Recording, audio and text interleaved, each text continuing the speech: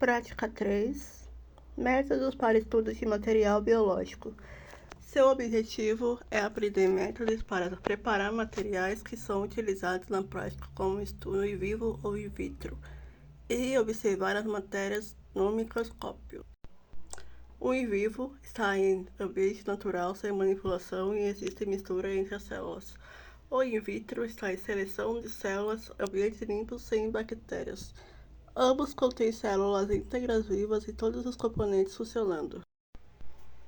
Estudo de material conservado. A observação das células íntegras, tanto in vivo ou in vitro, apresentam limitações, pois não permitem um estudo prolongado e nem permitem que se guarde o material que está sendo examinado. Além disso, na observação da lâmina mais duradoura são usadas técnicas que permitem obter preparações celulares suficientemente finas para serem curadas e observadas por longos tempos, que se denomina uma lâmina permanente. Sua fixação e finalidade impede a proliferação dos micro-organismos, bactérias e fungos, endurece o tecido, aumenta a afinidade para determinados corantes, e suas regras estão baseadas entre usar o tecido vivo logo após a morte, utilizar o fragmento mais ou menos 2 cm de comprimento e 4 a 5 mm de espessura. Para que o fixador fixe igualmente a periferia e o interior do tecido, o volume do fixador deve ser, em média, 20 vezes maior do que a peça a fixar. O tempo de fixação deve ser calculado em função dos resultados de uma boa fixação.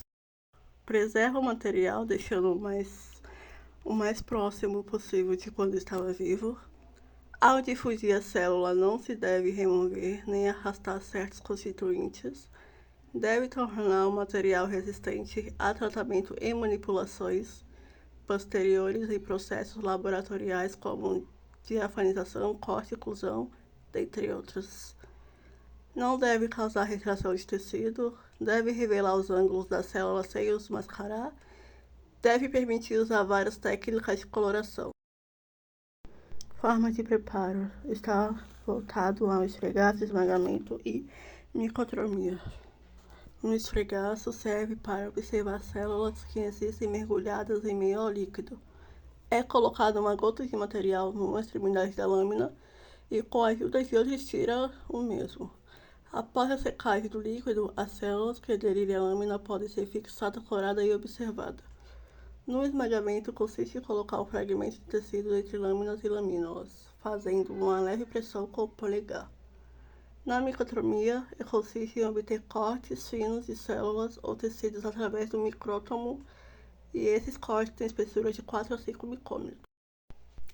A coloração, algumas estruturas não se tornam visíveis quando estão no microscópio, por isso necessitam ser coloradas. Uma estrutura celular que não é visível por si pode ser combinada com corantes, pelo que se tem a afinidade química, para que assim torne-se visível e possa ser estudada. A montagem consiste em colocar o corte no tecido na lâmina e adicionar a resina bálsamo de Canadá, depois colocar a lamínula por cima.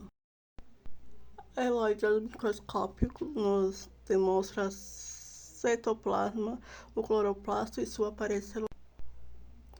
A citoplasma é o espaço celular que nas células eucariontes representa a região entre a membrana plasmática e o envoltório nuclear. Ela abriga os citoesqueletos, as organelas citoplasmáticas e algumas substâncias contidas ali.